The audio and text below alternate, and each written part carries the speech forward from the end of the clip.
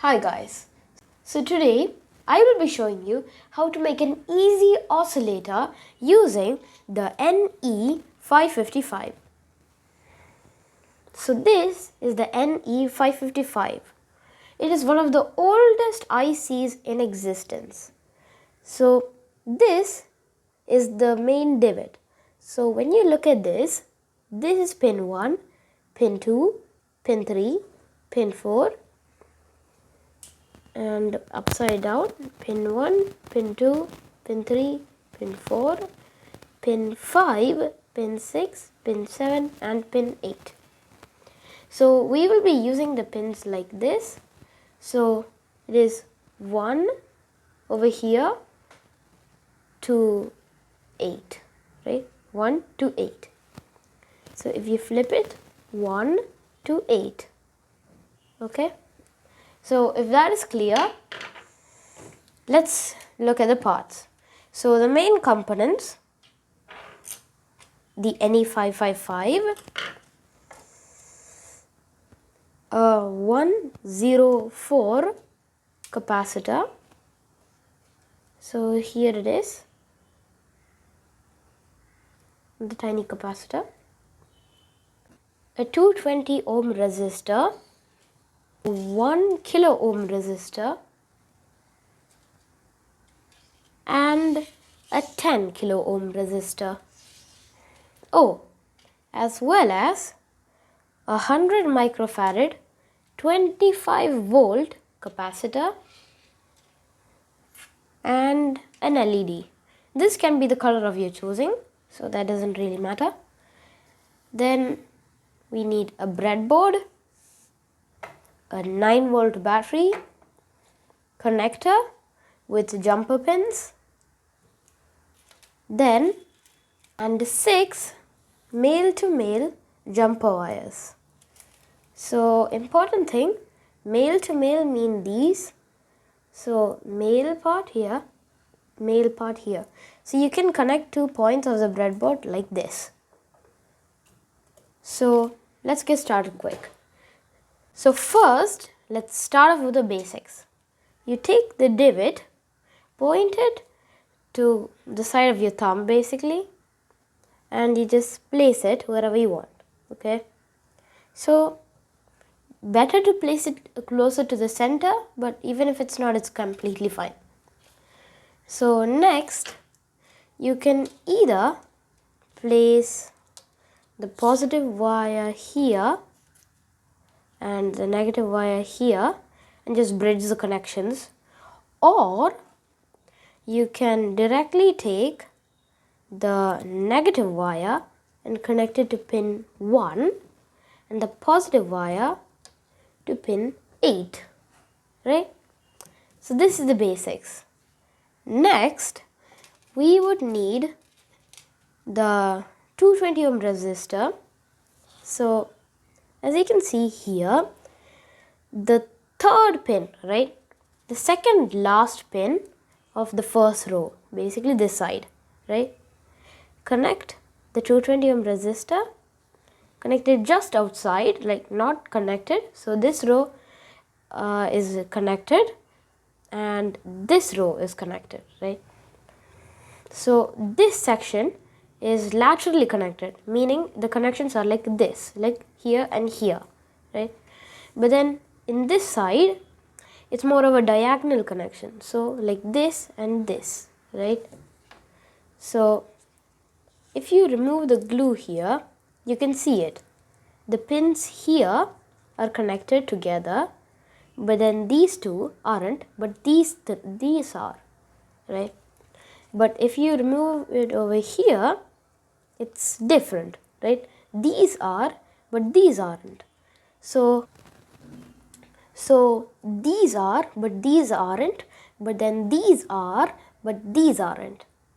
So after that cleared up, as you can see here, this resistor is not touching anything. So that's why you take the LED, right? You check this, right? So if you can zoom in to the LED very closely, you can see a thick node and a thin node. this will be the thick node, as you can see, and this will be the thin node. So the thin node is the anode and the thick node is the cathode. Another way to check for the LED's polarity is to check the legs. So the longer one is the anode and the shorter one is the cathode.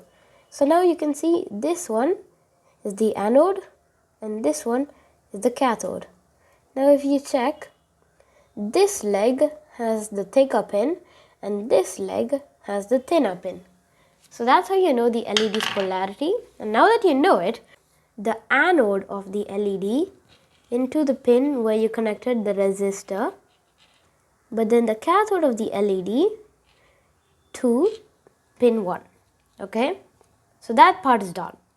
Next, you take the capacitor, and here this is actually a polarized capacitor, and the difference between the polarized one and the unpolarized one is, imagine, so this is positive and this is negative. Connecting this like this and like this is completely fine. But here, connecting it like this is okay because the negative side is facing the negative side. But connecting it like this is no. This is a big no-no. The capacitor might get charged in the other direction, which is very bad for the polarized capacitor. So you check the label. So here it says 100 UF, which stands for microfarads, and 25 volts, right?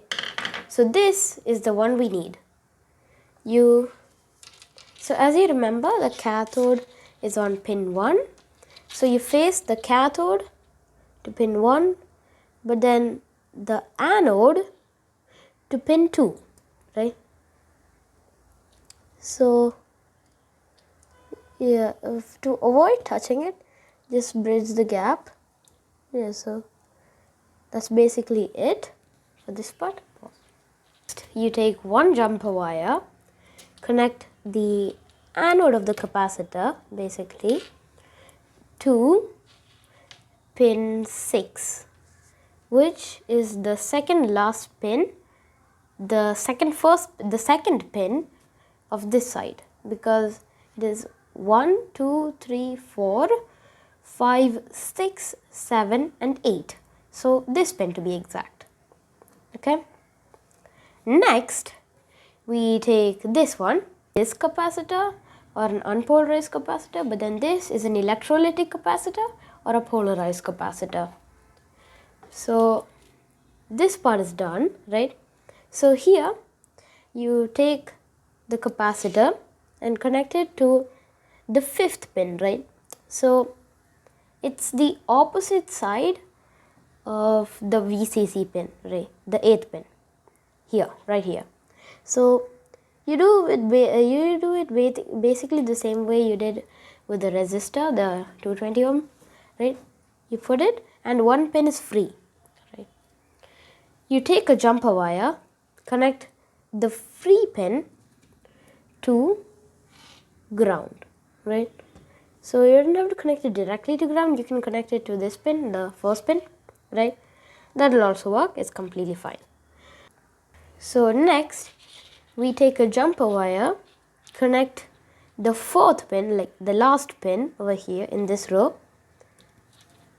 and you connect it to the 8th pin, or the pin you've connected to positive, right? Next are the roles of these two resistors, right? So this goes from this particular pin, right? The pin where the capacitor's output was, the positive part of the capacitor was connected to. It goes from here to the next pin, right? So basically pin 6 to pin 7, and the other resistor, the last resistor, connects from pin 7 to pin 8, right? it's actually done. You can plug the battery right in. See, if you want more proof, right, my hands are here, I'm not touching it, right? So this is the product, this is the thing, right?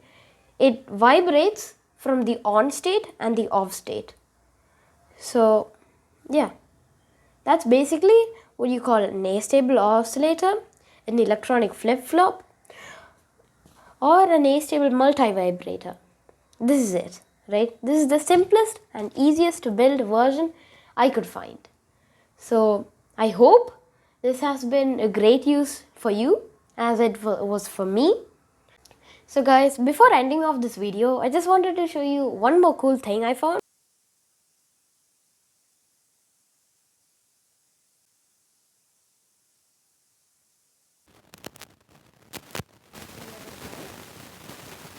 And instead, the cathode, right, the starter pin, that can go here, and the anode here will be connected to pin 8, right? Such a simple modification. Look at what you can do.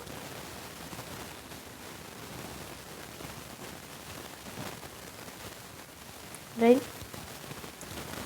This needs physical stuff to tune it, but the Arduino one is larger, way larger than this, and it can easily be uploaded by code and changed. So this is not really an applicable option, but still it's cool. So thank you so much for watching this video, and I wish to see you next time. So till then, bye. Pause.